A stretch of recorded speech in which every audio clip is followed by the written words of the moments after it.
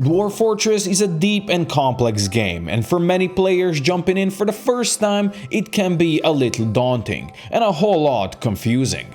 But worry not, for I have prepared a selection of quick tips that will make your life easier and help you survive and thrive in Dwarf Fortress. When embarking on your first adventure, choose your outpost location carefully. Avoid places that have haunted or sinister surroundings for now. Those can get really bad really fast. Mountainous location can be very good for defense, but also make sure there's some trees around because you'll need wood to make beds. Keep an eye on what types of ores you get in certain places. Settling next to a river can be very beneficial, as they're an amazing source of food, but beware of aquifers. Try to avoid them for now, as they can lead to flooding of your fortress if you're not careful enough. Your dwarves have arrived. You can click on anyone and learn their skills, relationships, thoughts, and more. Keeping an eye on their needs will help you provide what they're missing. Happy dwarves make for happy fortress. Familiarize yourself with surroundings. Locate your water supply, tree patches, and a spot where you're going to start mining for your fortress. Open up your creatures tab and check under Other to make sure there's no dangerous animals prowling around. F1 by default returns you to the wagon. Top right, you can rebind the F keys to snap to a select place, which can be very beneficial when you dig many Z levels deep for faster camera movement. Things left outside might get stolen, so storage in a safe spot will be important as well. Quickly move your grazing animals into a pen outside so they don't starve to death while you deal with basic setup of your fortress. To be able to build anything, you'll need some workshops. Carpenter and stoneworker should be your starting two, with storage for wood and stone nearby. These will be used to craft basics like beds, doors, tables, chairs, chests, bins, and barrels. Dig into the mountain for safety. By default, you'll have one miner assigned. Open up the labor menu and assign an additional one or two to speed up the process and get insight to safety as soon as possible. As you build workshops, customize your stockpiles. This way it makes it easier for you to find what you're looking for and means less travel time for dwarves working the workshops. You can always resize them later. Bins and barrels are lifesavers for organized stockpiles. Dwarves will put items like bars, armor, and leather into bins, and food and drinks into barrels. Buckets and bags are also an important thing you'll need later on. Another important thing you need to do is subscribe to my channel. It will improve your fortress success chance by a solid 69.420%. If you're near a river, your fisher dwarf will go fish automatically, and if you build a fishery, they'll prepare them there for consumption. You can also butcher animals. If you assign a hunter under labor, he'll automatically hunt animals, bring them to a butcher workshop, and then the hides will go to a tanner. You can also slaughter your own animals from the creatures tab or train them to fight or hunt for you. Building a farmer workshop will allow you to milk them and shear them for wool as well. A quick source of food can be fruits and plants growing outside, especially in autumn. There will be plenty to gather outside in preparation for winter. You can tell them to gather specific plants or paint a zone where they'll always do some gathering. But long term, you'll need to rely on farming. You can place farms on dirt or sand and select all seasons to grow something.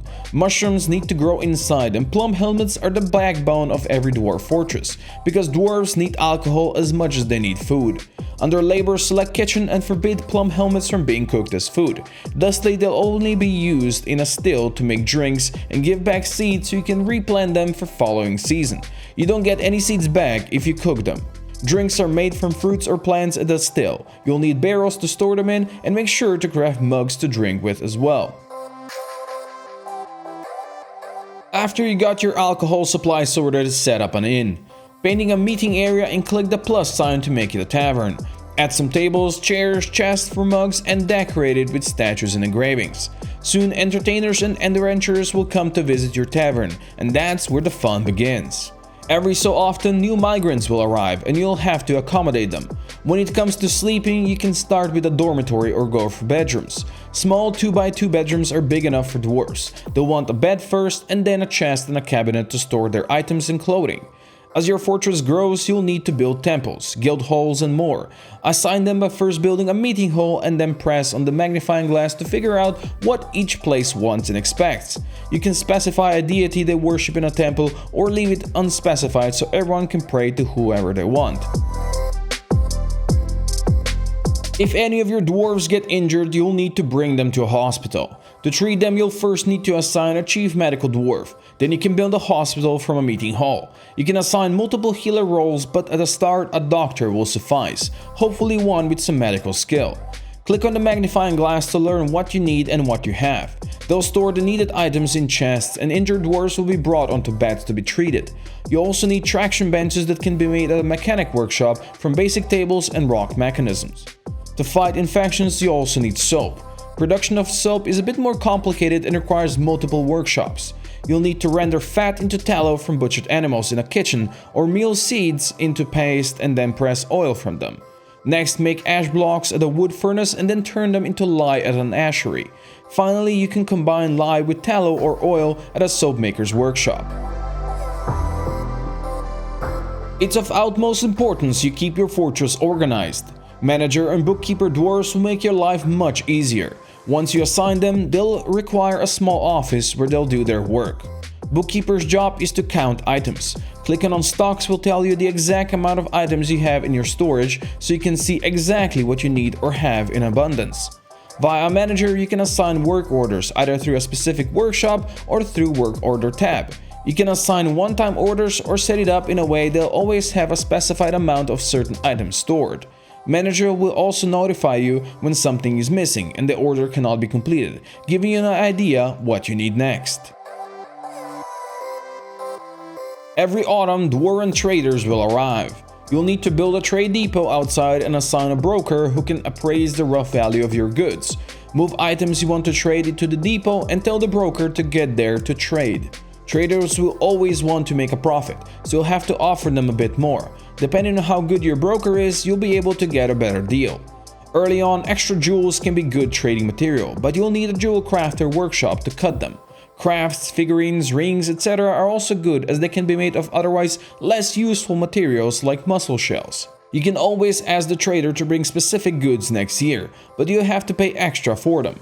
Getting early steel bars for weapons or new supply of seeds can be worth paying more. The trader will also tell you what they'll want to buy next year, and if you can craft those specific items, they'll be prepared to pay more for them. Life in your fortress will not always be peaceful. To make a military, you'll need to assign a militia commander. Then you can make a new squad from the menu on the bottom right. You can assign up to 10 dwarves to a squad. Some already come with skills, but you can also train peasants into becoming legendary fighters.